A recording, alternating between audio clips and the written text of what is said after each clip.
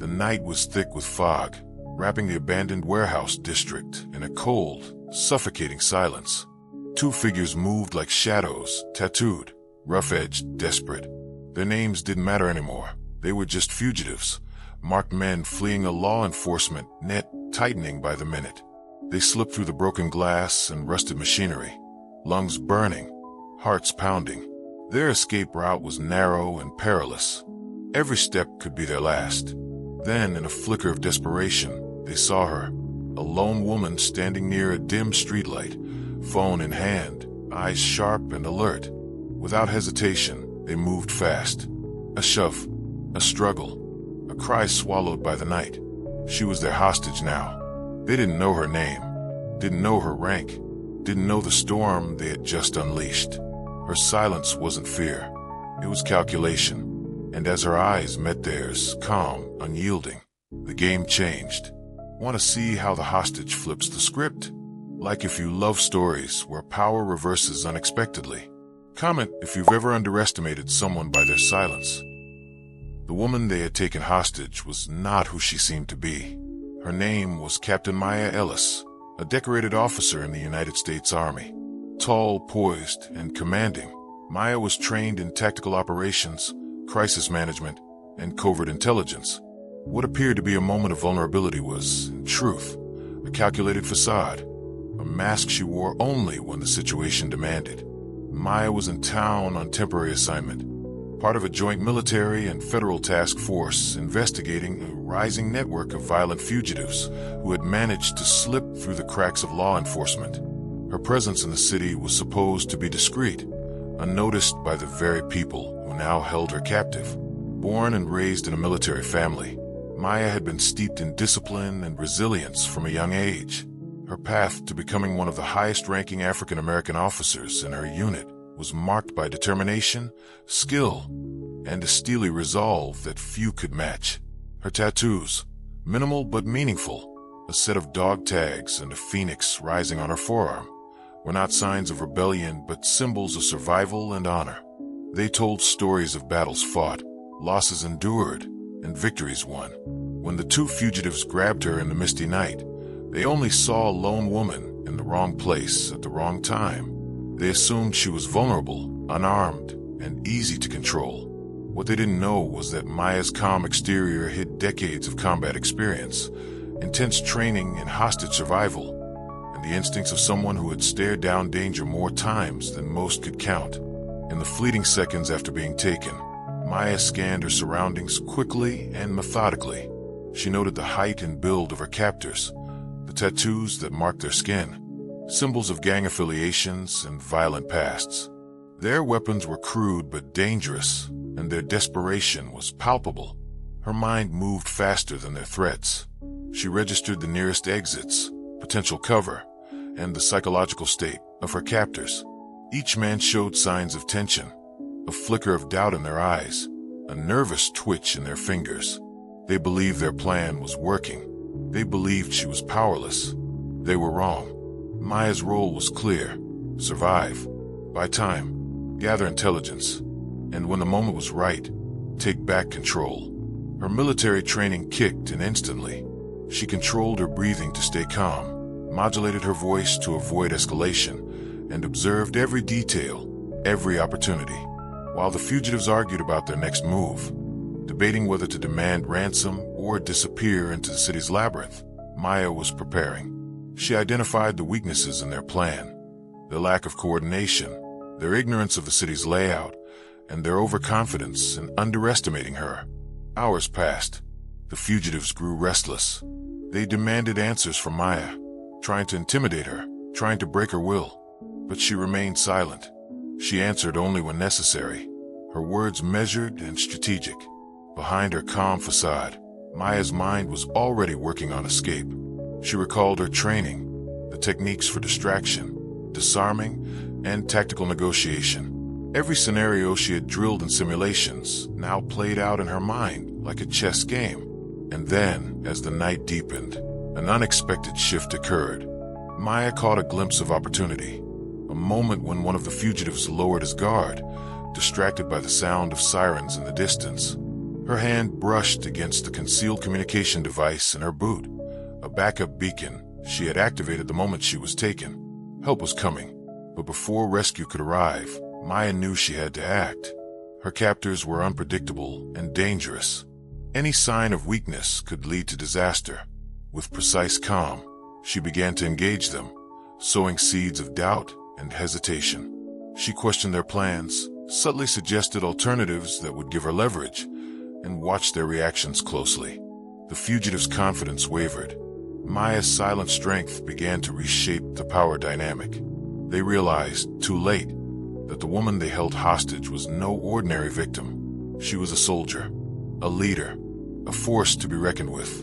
The night was far from over. The night air was thick with tension as Maya Ellis found herself forced into a grimy warehouse on the edge of the city's industrial district. The flickering overhead lights cast long, unpredictable shadows that danced on the peeling walls and scattered crates.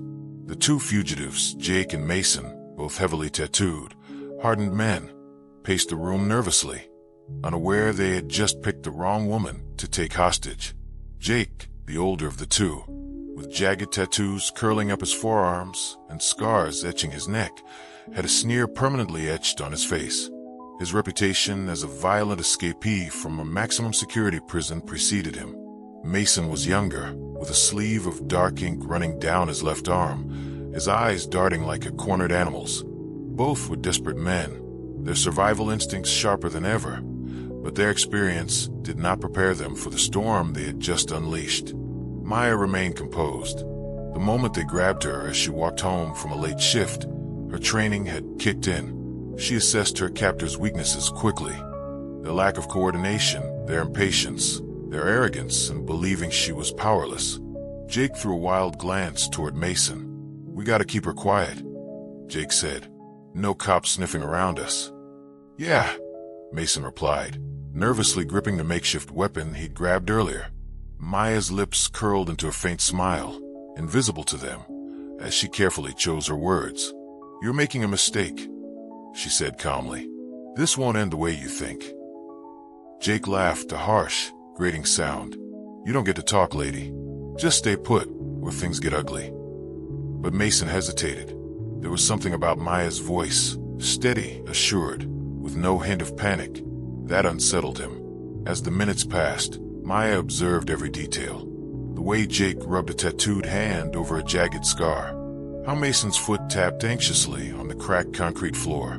The flicker of doubt in their eyes. Suddenly, the building's old radio crackled, a distant police scanner transmitting garbled chatter. Mason's head snapped up. "Cops," he hissed. "We gotta move." Jake cursed, pacing the room, while Maya subtly shifted her stance, preparing.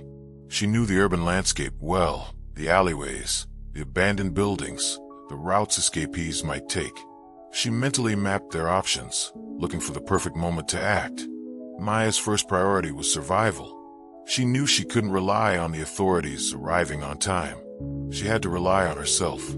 The fugitives debated their next move. Jake suggested taking Maya to a friend's hideout outside the city, while Mason worried about the risk of traveling with a hostage. Maya listened silently, then spoke when opportune. "You're wasting time. The longer you wait, the tighter the noose becomes." Her words, calm but edged with steel, caused a flicker of fear. In that moment, Jake lunged forward, grabbing Maya's arm roughly. She didn't resist, not yet, but her eyes locked onto his, sending a silent message. She was far from beaten. Later, as the fugitives argued about whether to move or wait, Maya began planting seeds of doubt. She questioned their trust in each other, hinting at betrayals that could be lurking behind their backs. Her words took root. Tension between Jake and Mason grew. The power dynamics subtly shifted. Maya was no longer just a captive. She was a strategist, turning the fugitives' desperation against them. Outside, distant sirens grew louder, a reminder that time was running out for the fugitives. Maya seized her chance. During a brief distraction, when Mason stepped out to check the street, she sprang into action. Using a tactical move she had practiced countless times, she disarmed a nearby weapon and prepared to confront Jake. The confrontation was swift and precise. Maya incapacitated Jake with minimal force, using his own momentum against him. The warehouse fell silent. Mason returned, eyes wide with shock. Maya's voice was steady. "This ends now." With Jake subdued and Mason stunned, Maya held control. She activated her concealed beacon again, signaling her location to the approaching authorities. The night was far from over, but the balance of power had irrevocably shifted. The cold night air bit through the thin fabric of Maya Ellis's jacket as she stood over Jake's unconscious form, her senses sharp and unyielding. The once confident fugitive now lay defeated on the concrete floor of the dilapidated warehouse, groaning softly but unable to rise. Mason, standing frozen near the doorway, clenched a rusted pipe in his trembling hands, eyes darting nervously between Maya and the street outside. In the shadows beyond the cracked windows, the distant wail of sirens echoed, a grim reminder that time was slipping away from the two desperate men. Maya's gaze fixed on Mason, cold and unwavering. "Put the pipe down. Now." Mason's grip tightened reflexively, the rusty metal scraping against his palm.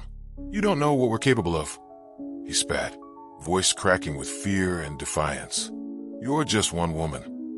Maya's lips curled into a faint, almost imperceptible smile, not of amusement, but of calculated assurance. One woman trained to survive in situations far worse than this. The line had been crossed. Mason took a hesitant step forward, uncertainty flickering in his eyes. He raised the pipe, not an attack, but as a bluff. Without hesitation, Maya shifted her weight, her body moving like water, fluid, controlled, deadly. She lunged, disarming Mason with a swift, precise motion that sent the pipe clattering to the floor. Before Mason could react, Maya grabbed his wrist, twisted, and applied pressure.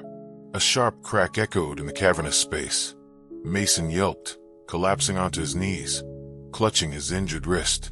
"Don't move," Maya commanded, her voice steely. The distant sirens drew closer. Suddenly, Mason's bravado shattered. He looked up, eyes wide with panic. "You're crazy." Maya's expression hardened. "I'm prepared." From her jacket, Maya retrieved the small radio beacon she had discreetly activated earlier. She pressed the button, sending a steady signal to nearby law enforcement units. Within minutes, flashing lights burst through the grimy windows. Police cars screeched to a halt outside the warehouse, officers rushing inside with weapons drawn. Jake stirred groggily as officers cuffed him. Mason, clutching his injured wrist, was subdued without resistance. Maya stood amidst the chaos, calm and composed. As officers secured the scene, a commanding voice cut through the din. "Captain Ellis?" Maya turned to see a senior officer approaching, recognition in his eyes. "Yes," she replied, her military bearing evident despite the disheveled setting. The officer nodded respectfully. "We received your signal. Are you okay?" Maya allowed herself a small nod. "I'm fine. The situation is under control." The media descended quickly once news of the hostage rescue spread. Reporters clamored for interviews, eager to capture the story of the woman who had turned the tables on two dangerous fugitives. Maya declined the spotlight. Her mission was never about fame. It was about duty. In the days following, investigators uncovered more about Jake and Mason's backgrounds, their crimes, their escape, and the network that aided them. Maya's actions became a case study in tactical hostage survival. Her bravery and skill were lauded by military and law enforcement alike. But for Maya, the real victory was quieter. The knowledge that she had survived, that she had reclaimed control, that justice had been served. Her world remained one of discipline and service. The fugitives were imprisoned, their threat ended, but the scars of that night lingered. Maya found solace in the routines that had shaped her: training, mentorship, and service. The line they crossed had been clear, but so was the line she would never allow to be crossed again. The interrogation room was stark, cold metal table, harsh overhead light, and two chairs facing one another. Jake Miller sat across from Detective Ramirez, eyes flickering with defiance and fear. Mason was elsewhere, still recovering from his injury, but Jake's words tonight would shift everything. Detective Ramirez leaned forward, voice steady but probing. "You know why you're here." Jake smirked, trying to mask the uncertainty beneath his bravado. "Yeah, thought I'd get a chance to explain." The room fell silent for a beat before Jake spoke again. "You think I'm some villain, huh? But you don't know the whole story." Detective Ramirez raised an eyebrow. "Enlighten me." Jake's gaze darkened, voice lowering. "That woman, Maya Ellis, she wasn't just some random victim. She was military. High up. Tougher than anyone around here." He paused, eyes narrowing. "She got lucky, sure. But don't think for a second she didn't know exactly what she was doing." Detective Ramirez noted the admission, sensing a shift in Jake's demeanor. Jake continued, voice laced with grudging respect. "She kept calm, played us, turned our own fears against us. She talked to us like she was running the show." There was a hint of admiration, but also resentment. It made me realize we were the ones trapped. Jake's words opened a window into their mindset, a mix of desperation, underestimation, and raw survival instinct. Detective Ramirez pressed further. "Why take her hostage? What were you hoping to gain?" Jake hesitated. "Leverage. Bargaining chips. We wanted out. Freedom." Detective Ramirez nodded. "And what happened when you realized you were the ones losing control?" Jake's expression hardened. "We crossed a line. We didn't see it coming. She was always 3 steps ahead." The admission hung heavy in the air. Detective Ramirez leaned back, considering. This case is about more than a hostage situation. It's about what happens when you underestimate someone, and the consequences that follow. Jake's eyes flickered with regret. Meanwhile, Mason's interrogation revealed similar themes: fear, frustration, and a grudging respect for Maya's skill and composure. Together, their testimonies painted a complex picture of desperation meeting resilience. Back at the military base, Maya received word of the interrogations. She remained composed, but inside, the weight of the night's events settled. Her commanding officers praised her professionalism and quick thinking. But Maya knew the fight was never truly over. The words of her captors underscored the dangers she faced, not just physical, but psychological. The threat was real, but so was her resolve. She prepared for the next challenges, knowing that strength came not just from weapons, but from mind and spirit. Her story became a lesson about courage, preparation, and the power of calm in chaos, and about the unexpected moments when the hunted becomes the hunter. The aftermath of the hostage situation rippled far beyond the immediate rescue. Behind the scenes, evidence began to accumulate, a mosaic of facts, recordings, and testimonies that pieced together the full scope of the fugitives' plans, the risks they posed, and the calculated courage of Captain Maya Ellis. Immediately following the arrest, law enforcement officers combed through the abandoned warehouse and surrounding areas. They recovered weapons, some crude, others surprisingly sophisticated, along with maps, stolen IDs, and electronic devices filled with encrypted messages. One particular device caught the attention of the cybercrime unit, a smartphone containing a trove of communications between Jake, Mason, and an underground network suspected of aiding their escape. Analysis of the data revealed a chilling reality. The 2 fugitives were part of a larger, well-organized criminal syndicate with ties extending across state lines. The conversations detailed plans for multiple breakouts, supply caches hidden throughout the city, and intended targets to leverage further their freedom. Further investigations unearthed financial transactions linked to the syndicate, revealing a complex web of money laundering and illicit trade. Meanwhile, the military conducted its own internal review of Captain Ellis's operation and the events leading to her capture. Interviews with Maya's colleagues painted a picture of an officer whose strategic mind and calm under pressure had not only saved her life, but prevented what could have been a catastrophic outcome. Training footage was reviewed, highlighting the techniques Maya had applied during her captivity. Techniques developed over years of intense preparation and real-world experience. Among the recovered evidence was a hidden recording device Maya had activated during her capture, capturing audio of her captors' conversations, revealing their doubts, plans, and fears. This recording became a pivotal piece in both law enforcement and military investigations, providing undeniable proof of the fugitives' criminal intent and their underestimation of their hostage. Public disclosure of these findings shifted the narrative dramatically. Media outlets covered the story extensively, not only praising Maya's heroism, but also exposing the dangerous reach of the criminal syndicate.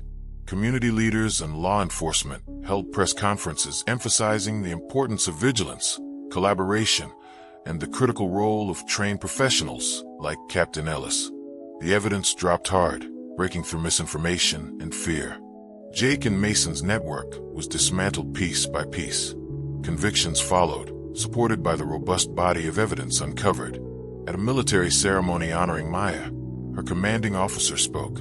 Captain Ellis exemplifies the highest standards of courage and professionalism. Her actions saved lives and prevented a broader crisis. Maya accepted the recognition with humility, her mind already on future missions and ongoing threats. Her story inspired recruitment, training reforms, and increased support for officers working in high-risk environments. In quiet moments, Maya reflected on the journey, from hostage to hero, from victim to victor. She understood that evidence was more than facts. It was the foundation of justice and security, and that the truth, once uncovered, had the power to change everything. The courtroom battles and police investigations did little to quell the chaos that unfolded behind the scenes. As Jake and Mason's network began to crumble under the weight of evidence, their desperation grew into something far more dangerous, a calculated strike to regain control and silence those who threatened them. Jake's family, fueled by fear and loyalty, sought to sway public opinion. They hired aggressive lawyers and public relations specialists to paint Jake and Mason as victims of an overzealous system. The narrative was carefully crafted. Two misunderstood men caught in circumstances beyond their control. Social media became a battleground. Anonymous accounts surfaced, spreading disinformation about Maya Ellis, questioning her actions, her military background, and even her motives. Fake news articles proliferated, casting doubt on the authenticity of her story. The legal defense launched character attacks aimed at discrediting Maya and those who supported her.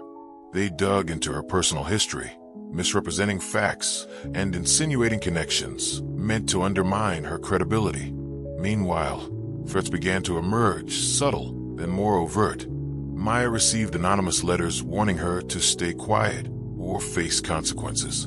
Surveillance footage showed suspicious vehicles lingering near her residence. Within the military, concerns rose. Security was tightened around Maya and her family. Threat assessments escalated. Despite these attacks, Maya remained resolute. Her commanding officers rallied support, emphasizing the importance of standing firm against intimidation. Community organizations launched campaigns to support Maya, raising awareness about the dangers of retaliation and the importance of protecting those who stand against crime. Meanwhile, Jake and Mason attempted to negotiate reduced sentences through legal channels, leveraging their family's influence and the shifting public discourse.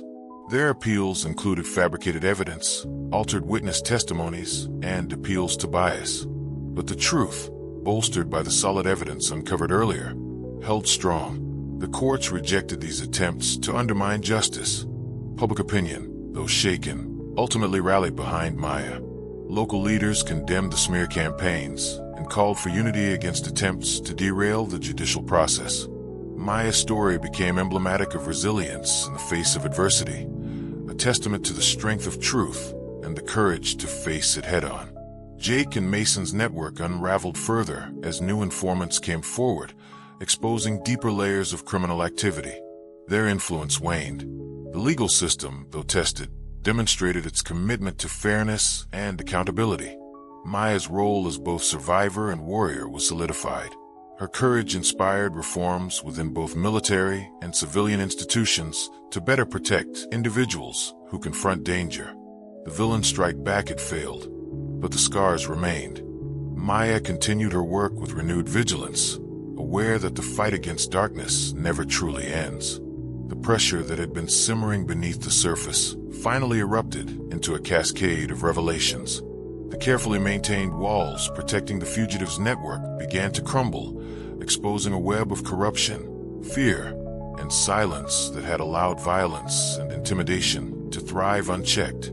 It began with a leak. An anonymous whistleblower within a local law enforcement agency forwarded a cache of internal emails to investigative journalists.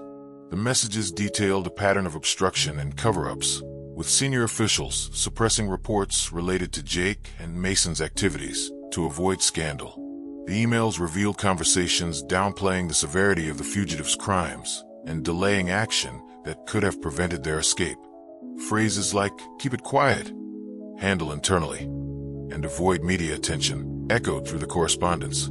The public reacted with outrage. Community meetings overflowed with citizens demanding accountability. Parents, teachers, and activists united to call for transparency and reform. Marcus Ellis's father, Judge William Johnson, addressed a packed town hall, his voice calm but resolute. This is not merely a failure of individuals, but a failure of system that protects the powerful and neglects the vulnerable. We must rebuild trust through honesty and action. Additional witnesses came forward. A nurse who had treated Maya after her captivity shared the emotional toll the ordeal had taken on her. Silent nights filled with pain and resilience. A former detective spoke out about internal pressures that stifled investigation efforts. Each testimony peeled back layers of denial and negligence. Even some former associates of Jake and Mason turned against them, providing insider information that exposed the syndicate's extent. The media amplified these revelations, shining a light on systemic failures and corruption. The school board, law enforcement agencies, and political leaders convened emergency sessions. Comprehensive audits and reviews of protocols were launched. Several high-ranking officials resigned or were suspended pending investigation. The court reopened cases related to the fugitives, incorporating new evidence and testimonies. Sentences were reinforced and additional charges filed. The community's faith in justice, though shaken, began to restore. Marcus Ellis, once a symbol of personal struggle, now represented collective resilience. He continued advocating for victims and reforms, his voice steady and influential. Jake and Mason's network was dismantled piece by piece. Their legacy, once built on fear and violence, was reduced to ruins. The scars left on the community were deep, but the path forward was clearer. Healing had begun. The collapse wasn't a sudden crash. It was a slow, steady unraveling, a gradual crumbling of the systems, alliances, and illusions that had protected Jake, Mason, and their network for so long. As the layers of deception peeled away, the full extent of their wrongdoing and the complicity of others became painfully clear. The school district issued a formal public apology. The statement was carefully worded but unmistakable. We acknowledge the failures in addressing the harassment and criminal activities linked to recent events. We are committed to ensuring a safer, more transparent environment for all. This apology sent shockwaves throughout the community. Media outlets featured stories of victims, advocates, and those who had worked tirelessly to bring the truth to light. The families of Jake and Mason faced public scrutiny and ostracism. Several school officials and local politicians resigned amid mounting pressure. Community organizations filed a class action lawsuit representing victims of bullying and institutional neglect. The ensuing legal battles were complex and public, but they forced tangible change. Policies were overhauled with clear accountability measures. Resources were allocated to mental health, anti-bullying programs, and victim support services. The judicial system reinforced sentencing guidelines for violent offenders. Jake and Mason were permanently barred from their former networks and facilities. The school Marcus had attended was transformed. Hallways once shadowed by fear became places of learning and safety. A memorial plaque was installed in the courtyard in honor of those who stood against injustice. May courage and truth guide us always. Marcus saw the plaque once, a quiet smile on his face. He understood this wasn't about revenge. It was about recognition and healing. The city had learned, and the foundation for a better future had been laid. The aftermath of the collapse brought forth a reckoning unlike any before. It was not a moment of forgiveness, nor a simple apology. It was a confrontation with truth, raw, unfiltered, and necessary. The community, the institutions, and the individuals involved were forced to face what had been ignored for too long. It began quietly. A former classmate of Jason Miller reached out to Marcus, not with excuses, but with honesty. "I wasn't brave enough before," she said. "I saw what was happening, but I said nothing." Marcus listened without anger. He understood that reckoning was not about punishment alone, but about accountability and growth. Others followed. Neighbors who had turned blind eyes came forward. Teachers who had looked away admitted their failures. Each confession was a small step toward healing.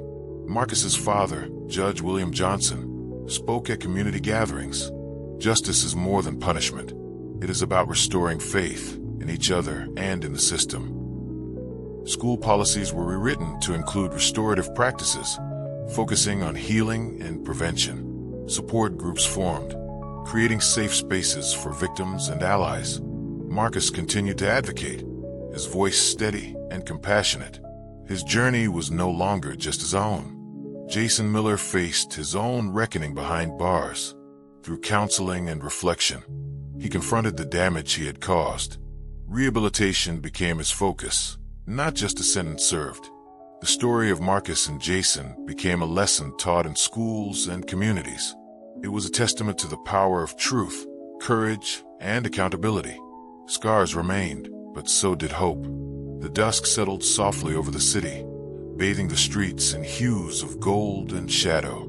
Marcus Johnson walked slowly through the neighborhood where his story had begun, the place where his strength had been tested, his dignity challenged, and his resilience forged. This was a quiet walk, not marked by fanfare or celebration, but by a calm sense of closure that only comes after a long journey. The schoolyard was still, the echoes of children's laughter now replaced by the rustle of leaves in the gentle evening breeze. Marcus paused near the courtyard, where a new plaque stood, a testament not to victory, but to endurance. The inscription read, "In honor of those who stood against injustice and bullying, their courage lights the way." Marcus reached out, fingertips brushing the cold metal. For a moment, memories flooded him. The humiliation, the fights, the silent battles fought far from the eyes of others. But there was no bitterness, no need for revenge. This was about recognition, about the power of truth. His phone buzzed, a message from an unknown number, simply, "Thank you." No signature, no explanation. Marcus smiled faintly, pocketing the phone. Sometimes the smallest words carry the deepest weight. The evening deepened, and Marcus continued his walk, past familiar streets and faces. People greeted him with nods and quiet smiles, acknowledging the man he had become without fanfare or demand. At home, Marcus opened a drawer and retrieved a small box. Inside lay a folded letter and a polished bullet, symbols of his journey, reminders of strength, sacrifice, and survival. The letter was from his father, Judge William Johnson, penned on the night of Marcus's humiliation years ago. "Son, strength is not always loud.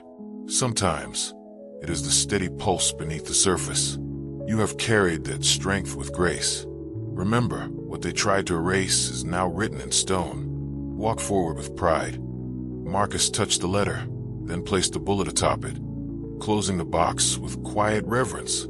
That night, as he lay awake, he reflected on the path that had led him here. The battles were not over, nor would they ever truly be. But he understood now that the journey was about more than triumph or defeat. It was about legacy. In the days to come, Marcus chose to reach out to those still struggling, still fighting. He became a mentor, a quiet guide, offering support not through words of grandiosity, but through steady presence. His voice, when he spoke, was calm and clear. We all carry stories, some of pain, some of hope. The end of one story is the beginning of another. Let us write those stories together. Years later, at a community event dedicated to fighting bullying, Marcus stood before a crowd, not as a hero, but as a man who had walked the path and lived to tell its truths. After his speech, a young girl approached him, eyes bright with hope. "Thank you," she said simply. Marcus smiled, remembering the letter and the bullet. They tried to erase me, he thought, but what I built didn't need their permission to last. He walked away quietly, leaving the stage and the applause behind. Some endings are beginnings in disguise. Legacies aren't built with noise, but with steadfastness. Marcus's journey is a testament to resilience and justice. Comment if you believe true strength lies in endurance. Like if you know that the quietest voices often carry the greatest weight.